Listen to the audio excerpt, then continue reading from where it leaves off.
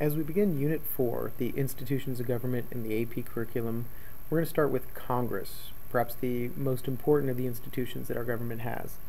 And I want to start with the evolution of Congress and how it came to become the institution that we see before us today. We'll start with the founders' intention.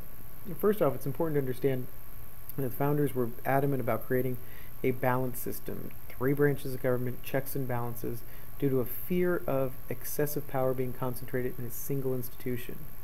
They also had this fear of mob rule and an impassioned majority being able to address the nation and take hold of the nation's ideas. And they also had concern about how representatives should be selected. So in order to deal with this, the founders came up with a solution, and that was create a bicameral legislature. So you automatically put the 2 chambers against one another, competing for power, and you deal with the mob rule concern because you have an upper house in the Senate where they are elected by state legislatures rather than the people, and it would check those passions of the majority. But then you also have the House of Representatives, which is elected by the people. They have a closeness to the people, and it balances out the equal representation of the Senate with the popular representation of the House.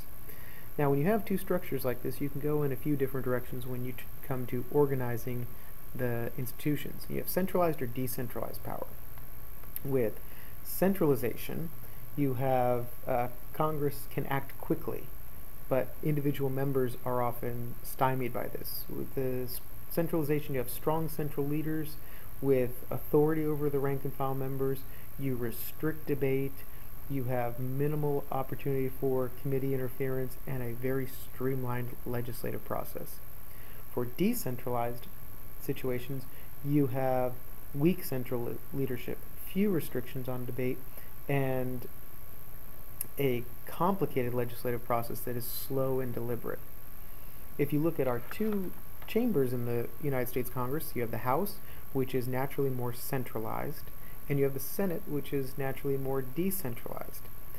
Now, with the House of Representatives, understand that it was designed to be closer to the people, that members were elected directly by the people. They are elected from small districts. They serve 2-year terms, and the entire chamber is turned over every 2 years. And revenue bills also must originate in the House, because if we remember, we fought the revolution over no taxation without representation.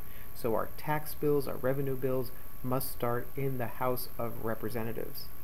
The Senate was designed to be removed. They were originally indirectly elected by state legislatures. That was only changed in 1913 with the 17th Amendment, which gave us direct election as senators. But senators were also elected to an entire state, so they serve a broader population. And members serve 6-year terms, so they have a longer, more stable institution there.